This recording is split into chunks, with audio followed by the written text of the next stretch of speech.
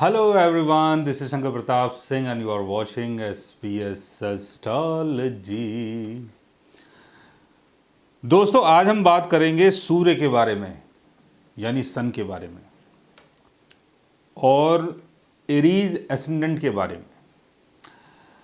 Aries ascendant में सन अगर 7th house में होता है तो उसका क्या इम्पैक्ट हमारी लाइफ में पड़ता है।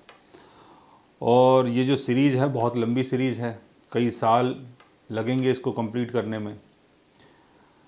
और इससे पहले जो मैंने वीडियोस बनाई हैं उसमें मैंने बताया था कि सन अगर 1st हाउस में है, 2nd हाउस में है, 3rd हाउस में है, 5th हाउस में, 6th हाउस में अगर उसकी प्लेसमेंट होती है तो क्या होगा। और स्पेशली एरीज एसेंडेंट की आज हम बात कर रहे हैं जिसका स्वामी है मंगल। और मंगल एक बोल्ड फायर सी असर्टिव प्लैनेट है। तो नेचुरल सी बात है कि अगर आपका एसेंडेंट एरीज है तो आप भी बड़े बोल्ड, बहुत असर्टिव, बहुत गुस्से वाले और बहुत फास्ट नेचर के होंगे। यानी आपके अंदर की जो इंटेंसिटी होगी वो बहुत हाई होगी, बहुत तेज होगी। तो यहाँ पर सन जो है वो आपकी कुंडली में 5th हाउस का लॉर्ड है। 5th हाउस का संबंध फन से है, क्रिएशन से है, क्रिएटिविटी से है, लव रोमांस से है। और जो भी स्पेकुलेटिव इन्वेस्टमेंट होती हैं, गेन्स होते हैं, उनका संबंध भी कुंडली के 5th हाउस से है। 5th हाउस ऐसा माने कि 5th हाउस को हम मौज मस्ती का हाउस बोल सकते हैं। यानी जो भी मज़े की चीज़ें होती है ना लाइफ में, वो सारी चीज़ें 5th हाउस से देखी जाती हैं। चाहे वो जुआ हो, सट्टा हो, लव रोमांस हो, फिल्मी दुनिया हो, कोई अपना सेल्फ एक्सप्रेशन हो, सेल्फ क्रिएशन हो, वो सारी चीज़ें 5th हाउस से देखी जाती हैं। और सन को बोला जाता है कि सन एक ऐसा प्लैनेट है जो आपको क्रिएशन का टैलेंट देता है। अगर सन 5th हाउस का लॉर्ड है तो नेचुरल तरीके से आप बहुत ज़्यादा क्रिएटिव होंगे, बहुत फन लविंग होंगे। आपका जो ऑरा होगा वो ऐसा होगा क्रिएशन के मामले में कि लोग आपके क्रिएशन को देख के आपकी तारीफ करेंगे, क्योंकि आप एक नेचुरल क्रिएटर हैं, नेचुरल आर्टिस्ट हैं और नेचुरल तरीके से ही आप अपनी चीज़ों को एक्सप्रेस करते हैं। और बहुत ही डायनेमिक और बहुत बोल्ड तरीके से आप अपनी चीज़ों को एक्सप्रेस करते हैं और समझाते हैं। और ये जो आपकी कला है बहुत अच्छी कला है और बड़े ही अच्छे अंदाज से आप अपनी बातों को बता पाते हैं और लोगों के ऊपर भी इसका असर बहुत ज़्यादा पड़ता है। सन को हमारी वाइटलिटी, फादर, गवर्नमेंट, हमारा सेल्फ क्रिएशन, हमारी ईगो, हमारा सेल्फ स्टीम, इन सब चीज़ों के लिए देखा जाता है। सन आपकी पहचान है, आपका ऑरा है।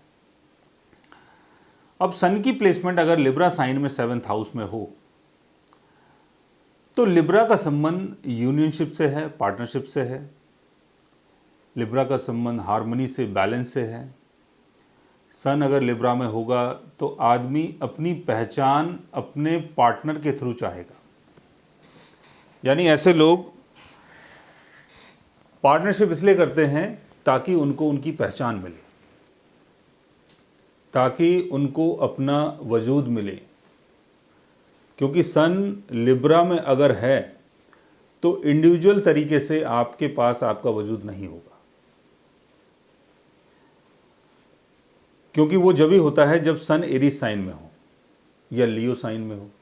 लियो का संबंध क्रिएशन से है, एरीज का संबंध आपसे है। तो आपका अगर कोई सेल्फ क्रिएशन है या सेल्फ टैलेंट है या आप देखने में बहुत अच्छे हैं, जो भी चीज़ आपकी पर्सनल है उसके थ्रू आपको आपकी पहचान मिलती है। लेकिन सन अगर लिब्रा में है तो आपको आपकी पहचान पार्टनरशिप के थ्रू, मैरिज के थ्रू, दूसरों के साथ जब आप अलायंस करते हैं उसके थ्रू आपको आपकी पहचान मिलेगी। और आपके मन के अंदर भी ये सारी चीज़ें चलती होंगी कि आपको किसी के साथ पार्टनरशिप में आना चाहिए।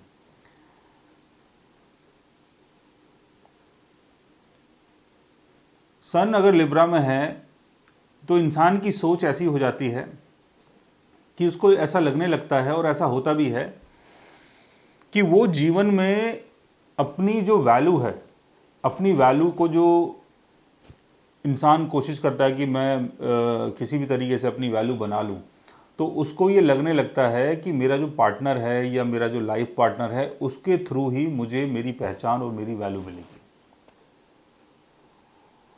तो ऐसी सोच इंसान की बन जाती है। लेकिन सन एक हॉट प्लेनेट है, सन को ईगो के लिए भी देखा जाता है। तो इन लोगों के अंदर एक सबसे बड़ी बात ये होती है, या तो ये अपने पार्टनर को डोमिनेट करना चाहते हैं या अपने पार्टनर के थ्रू खुद डोमिनेट हो जाते हैं। मतलब पार्टनर इनको दबा जाता है या ये अपने पार्टनर को दबाने की कोशिश करते हैं। और सबसे बड़ी बात एक चीज़ और, कि इनको एक चीज़ बहुत अच्छी लगती है कि कोई इनकी तारीफ़ करे, कोई इनकी बड़ाई करे, कोई इनके बारे में अच्छा अच्छा बोले, कोई इनको ज़्यादा सम्मान दे, तो ये इनको ज़्यादा अच्छा लगता है। अगर पार्टनर इनको ज़्यादा सम्मान नहीं दे रहा है, वैल्यू नहीं दे रहा है, इनकी तारीफ़ नहीं कर रहा है, तो इनको बहुत बुरा लगता है, और उसके चक्कर में कई बार पार्टनरशिप बिगड़ जाती है। तो ये एक सबसे बड़ी कमी होती है सन इन लिब्रा वालों के साथ, कि इनको तारीफ़ पसंद है। जैसे एग्जाम्पल के तौर पे मान लेते हैं कोई राजा है या कोई बहुत फेमस आदमी है, उसकी पहचान बहुत है, सब उसको जानते हैं, तो ऐसा इंसान ये नहीं चाहेगा कि लोग सामने आके मेरी तारीफ़ करें और मुझे बोलें कि राजा साहब सलाम दुआ और ये सारी चीज़ें, या राजा साहब आप कैसे हैं, राजा साहब आप बहुत अच्छे हैं, राजा साहब आप बहुत हैंडसम हैं, राजा साहब आप तो बहुत अमीर हैं। राजा इन बातों को सुनना थोड़ी चाहेगा, क्योंकि उसको तो पता ही है कि ये सारी चीज़ मेरे पास हैं। लोग मुझसे डरते हैं, लोग मेरी तारीफ़ करते हैं, और लोग जब भी मैं कोई बात बोलूं तो लोग मेरी बातों को मानेंगे। राजा जानता है। लेकिन जो इंसान राजा नहीं है, जिसको जीवन में कभी सम्मान नहीं मिला, जिसको दुनिया ने या उसके पार्टनर ने या घर वालों ने वैल्यू नहीं दी, तो ऐसे लोगों के अंदर ऐसी चीज़ें पैदा होती हैं कि उनको लगता है कि मुझे मेरे पार्टनर के द्वारा वैल्यू मिले, मुझे लोगों के साथ जब मैं एलियंस करता हूँ, लोगों के साथ जब मैं पार्टनरशिप करता हूँ, मीटिंग करता हूँ, लोगों के साथ जब मैं उठता बैठता हूँ, तो उन लोगों के कारण मुझे सम्मान मिले। तो इनको लगता है कि मेरा जो इंडिविजुअल कुछ भी है उससे तो मुझे कुछ मिलने वाला नहीं है, क्योंकि बाय बर्थ जो मुझे मिल गया वो मिल गया। अब मुझे वैल्यू कैसे मिलेगी, मेरा सम्मान कैसे बढ़ेगा, लोग मेरी तारीफ़ कैसे करेंगे, लोग मुझे बड़ा कैसे बोलेंगे। अगर मेरा पार्टनर मान लेते हैं कि बहुत नॉलेजेबल है, पढ़ा लिखा है, अमीर परिवार से है, या कोई फेमस इंसान है, तो उसके थ्रू मुझे वो सारी चीज़ें मिल पाएंगी जो मैं चाहता हूँ।